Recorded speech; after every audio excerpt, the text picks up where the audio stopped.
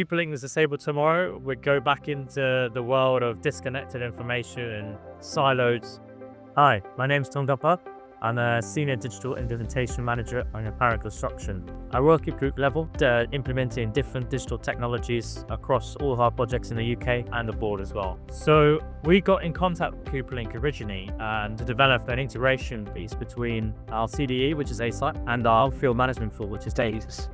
We wanted to really remove the manual exporting and files between both systems. And Cooperlink were able to work collaboratively with us to build connectors based on certain triggers, based on metadata, statuses, the revision and codes as well, to map that information across from one system to the other. Once we confirmed our requirement for Cooperlink and built out an interface document which described the process and the flows and the triggers it needed, we first trialed it on 3 projects, one from each of our regions in the UK. Following the success of this trial and the ability for our project teams to now have the most up-to-date model, 3D mold, and both GA drawings and all construction issue drawings on their hands, on their phones, iPads, at the construction phase to utilize when they're doing quality inspections, also for the supply chain to use.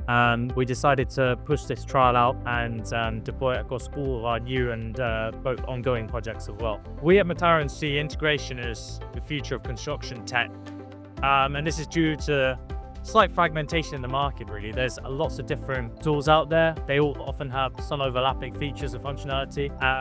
And you want to get the best out of each tool, but you want to also keep a single source of data and information, and want that information to move across your platforms and not have a disconnect. So we wanted to keep them at the same level to ensure that the guys, our own construction site managers and our supply chain are working to the very latest information. I believe we've had a very collaborative relationship with Cooperlink since we started working with them almost maybe about a year ago. We've been able to use their expertise in making a bespoke integration for us, but bespoke that we can also deploy across all our projects based on standard templates in our systems. And they're very adaptive and responsive to our requests for bespoke flows, and also doing more technical items like pulling IFC files on Asite to make sure we get the right information into Dalux, and also flexible around to ensure that our site teams are managing the mapping process correctly. I think in the future we'd look to use Cooperlink again, and now that we have a settled tech stack, and what we're really focusing on over the next year or so is